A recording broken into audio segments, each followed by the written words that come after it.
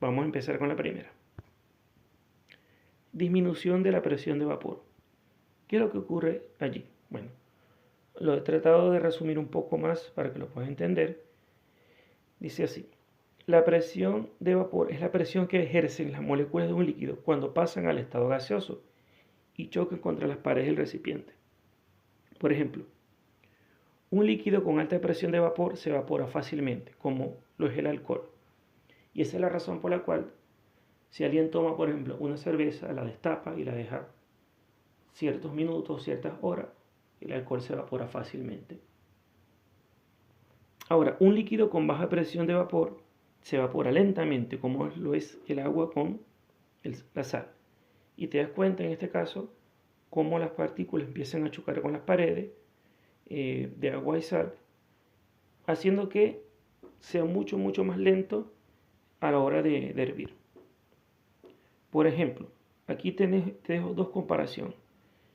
Cómo se comportan las partículas de sal cuando están en el agua y cómo se comportan las moléculas de agua cuando son sometidas a elevadas temperaturas. Fíjate qué es lo que ocurre en cada uno de los casos. Compara y puedes explicar a qué se debe este fenómeno. Por ejemplo, las moléculas del agua, en este caso del disolvente, fíjate que están un poco más dispersas a cierta temperatura.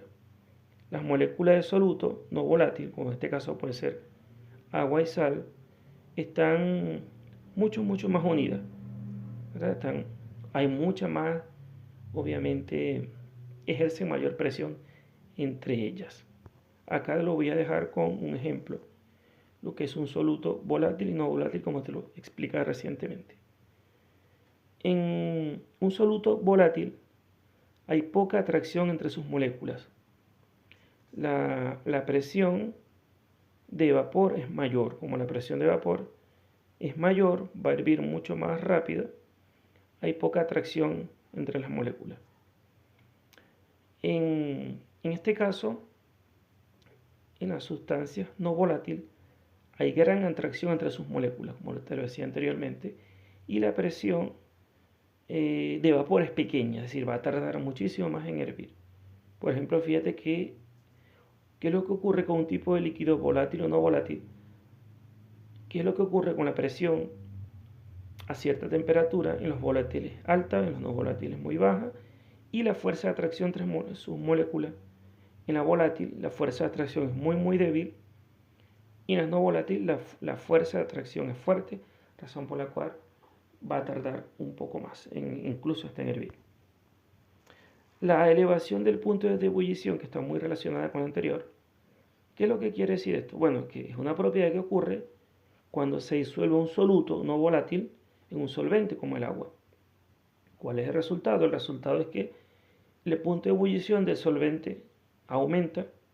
Esto significa que la solución hierve a una temperatura más alta que el solvente puro, es decir, que el agua pura. ¿Por qué ocurre esto? Bueno, porque las partículas del soluto interfieren con las moléculas del solvente, dificultándose que se escapen al estado gaseoso. Por lo tanto, se necesita mucho más energía, es decir, mucho más temperatura, para que el líquido hierva. Cuanto más concentrada es la solución, mayor será el punto de ebullición. Ejemplo en la vida real: cocinar pasta con sal. La sal eleva el punto de ebullición del agua. El agua con sal puede hervir, por ejemplo, a 101 grados.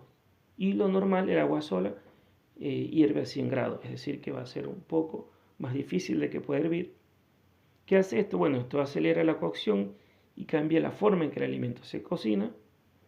O también lo que te explicaba con el anticongelante del radiador, que es lo que ocurre. Y aquí abajo tú lo puedes leer, ya te lo expliqué para que lo puedas obviamente entender con ejemplo de la vida real. Ok, disminución del punto de congelación es otra propiedad coligativa. El resultado es que el punto de congelación del solvente, en este caso como el agua, disminuye, es decir, se congela a una temperatura más baja que el agua pura.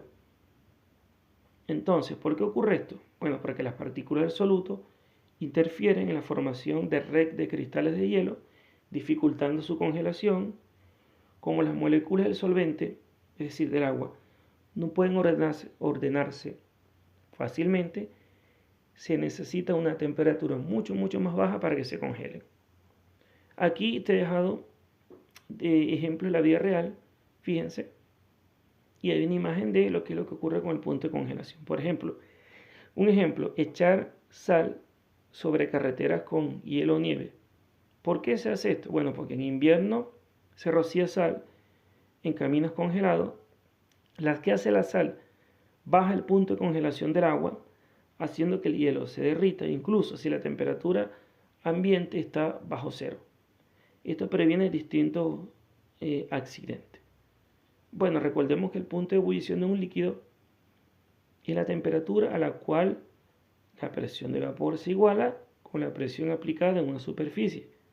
¿Cómo puedes explicar? Por ejemplo, la temperatura de ebullición normal del agua sobre el nivel del mar es de 100 grados. La última es la presión osmótica. Bueno, que la presión osmótica, ¿en qué se encarga? Como el nombre lo dice, es una fuerza que es lo que busca intentar igualar concentración de ambos lados. Es decir, si de un lado A a un lado B, que la concentración sea la misma. Pero ¿cómo funciona la osmosis? Bueno, si se separan dos soluciones de diferente concentración con una membrana semipermeable, ¿qué es una membrana semipermeable? Como por ejemplo, la pared de una célula.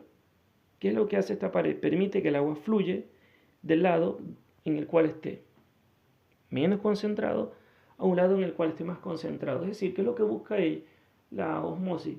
Igualar los niveles de concentración, que el lado A y B sean similares.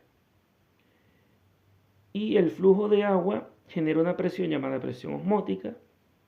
Si se quiere detener el flujo, hay que aplicar una presión externa igual a la presión osmótica. Aquí te dejé dos ejemplos de la vida real para que tú lo puedas entender. Quiero que lo puedas entender con la diálisis renal. Por ejemplo, en pacientes con insuficiencia renal, la sangre se limpia usando la máquina de diálisis. ¿Cómo ocurre esto? Bueno, esta máquina usa una membrana semipermeable. ¿Qué es lo que hace esta membrana o esta pared?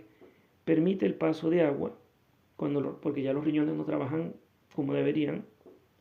Permite el paso de agua y desechos, pero no de proteínas ni de células, ¿no? Para que no salgan del cuerpo. Este proceso depende del principio de presión osmótica para eliminar toxinas y desechos del cuerpo. Es decir, ¿qué es lo que hace la presión osmótica? Igualar, en algunos casos, zonas donde estén menos concentradas, donde haya mayor concentración, igualar las concentraciones, o en la diálisis renal, que la membrana semipermeable, ¿qué es lo que hace? Para que el cuerpo esté en equilibrio, la membrana permite eliminar desechos, toxinas, agua y evita que salga